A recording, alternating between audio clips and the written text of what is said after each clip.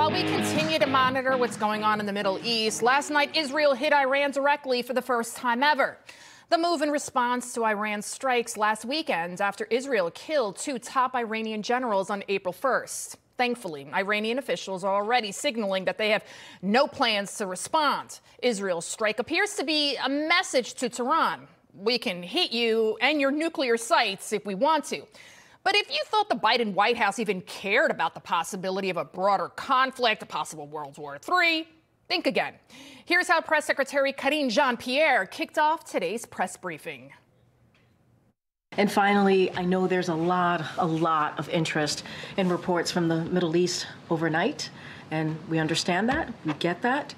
I'm going to say it now, though I know you all will certainly ask me about it, that we do not have any comment on the reports at this time. On the Middle East, why is it that you don't have any comment at this time? It's been several hours since the reported strike.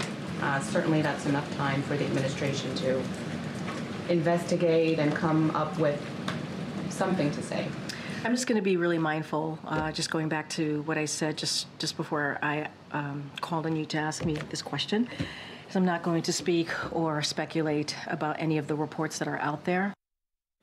Unbelievable. They won't even talk about it. Wow. Meantime, everyday Americans, they're becoming more and more anxious, and rightfully so, feeling like you're waiting for the other shoe to drop as anger continues to boil over on our very streets, many times right outside this very studio. Someone who was recently arrested by the guile of the NYPD and the force of Columbia University, I refuse to remain silent.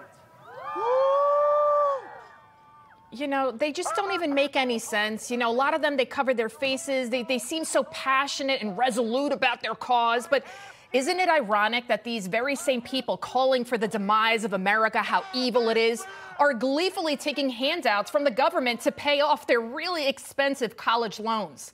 What's even more sickening is most of these anti-American protesters are spoiled brats who I guarantee you had tutors, private schooling, you name it, so they could get into these 6-figure-a-year Ivy League schools. Someone really needs to charter a jet. You know what? Offer one-way plane tickets to all of these disillusioned, brainwashed young people to their favorite Middle Eastern oppressed country. And something tells me that the LGBTQ plus times 10 group, they wouldn't especially receive a red carpet welcome for them. These protesters, they're really either really clueless or just really stupid. AntiAmerican! AntiAmerican! Anti-Israel! Anti-Israel! That was in Dearborn, Michigan. You know what? But you know, I'm actually glad that these protesters are finally saying the quiet part out loud. The left-wing media calls them protests. You know, they call them pro-Palestinian. No, these are anti-American. They don't just hate Israel, our strongest ally. They hate Americans. They hate me. They hate you. Yet without us, they can't even survive. These people, they're parasites, slowly killing the very being that provides sustenance to them. All of this chaos, a direct result of Joe Biden's weakness on the world stage. And this latest gem from Joe, no doubt causing China's Xi Jinping to guffaw loud in his presidential palace. And he became an Army Air Corps before the Air Force came along. He flew those single-engine planes as reconnaissance over war zones. He got shot down in New Guinea, and they never found the body because there used to be a lot of cannibals for real in that part of New Guinea. You can't make this stuff up. That's Demented Joe now saying that his uncle was eaten by cannibals. This isn't a memory lapse anymore. This is now a national security crisis, and the world, it is laughing at us. Is anybody home anymore, Joe?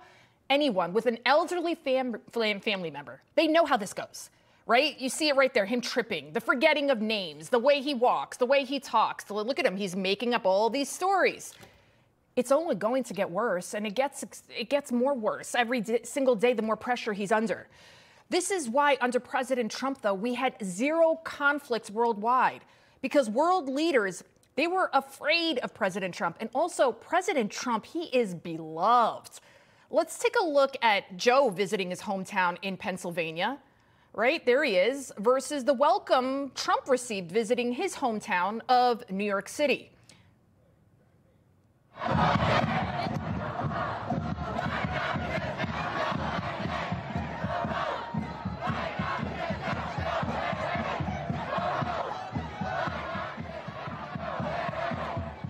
That was the response the crowd in Pennsylvania gave Joe. And here's how Harlem treated Trump. Nice to see you. Nice to see you. Thank you. Good. Everything good? 4 more years. 4 more years. 4 more years. 4 more years. See the difference? Hear the difference? People who usually voted Democrat are also now waking up. Trump, when he said he would do something, he would do it. He doing. He takes action, and he does care about the people. He certainly does care about the people. And the contrast between the presidential candidates, it's stark. And the Democrats, they know it. For Democrats, desperate times call now for desperate measures. This is why they know the only way they can stop Trump's momentum sweeping this nation is by locking him up, for now, in a courtroom. But make no mistake, they want to lock him up for life because the swamp knows their grift will be as dead as Joe Biden's uncle if Trump wins again.